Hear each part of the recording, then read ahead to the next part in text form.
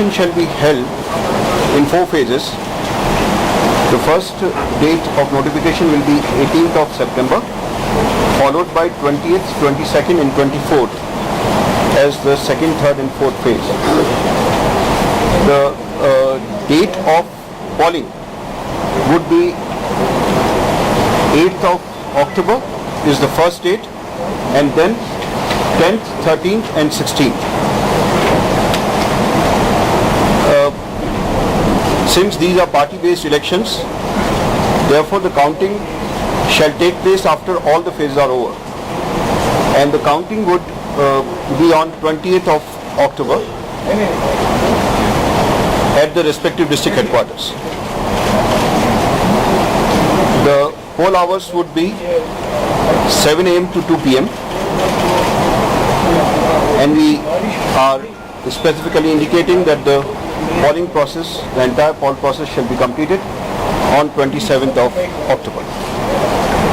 This is the schedule that will be following for the municipal elections.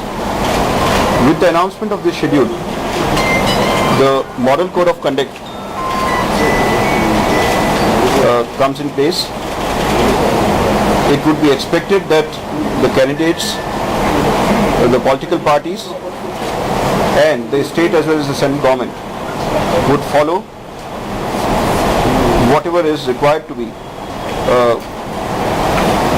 what is prescribed in the Model Code of Conduct. I would like to briefly give the details of how many municipal bodies are there. There are total 79 municipal bodies which are going to elections. 2 of them are corporations, Jammu as well as Srinagar. And there are, in these 79 municipal bodies, total number of voters is 17 lakhs approximate. The press note here would give you committee-wise, council-wise, corporation-wise details of the electors in each of the committees. The press release also includes phasing which particular municipal corporations, committees or the councils are going in which particular phase. So that is also there. This is with regard to the municipal elections. Immediately followed by the municipal elections would be the panchayat elections. And for that particular, the detailing of the schedule, I will be holding another press conference tomorrow morning with regard to the panchayat elections.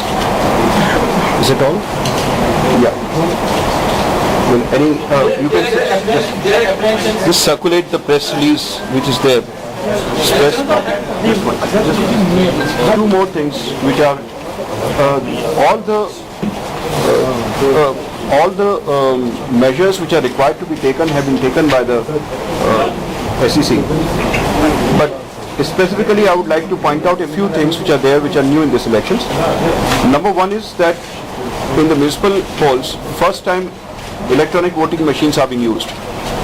This has been so because the rules have been amended in 2016, and because of that EVMs will be used in all the polls.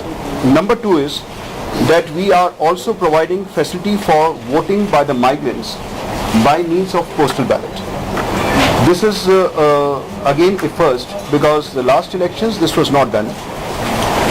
Since the migrants continue to be enrolled in the respective assembly constituencies from which the municipal committees or for that matter panchayats would derive the rolls, therefore the migrants would, the facility would be provided for them to vote by way of postal ballots. And indeed during this process of the past 2 months, when the Housing and Urban Development Department asked us to commence preparations for the polls, in the past 2 months we have revised the electoral roll and the final electoral roll has been published. The draft was published in 4th August. Final one has been published recently.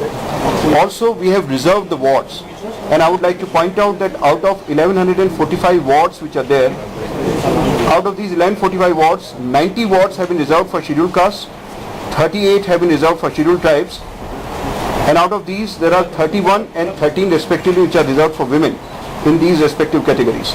Also there are 322 wards, I'll repeat, 322 wards which have been reserved for women belonging to open category. Well, that's what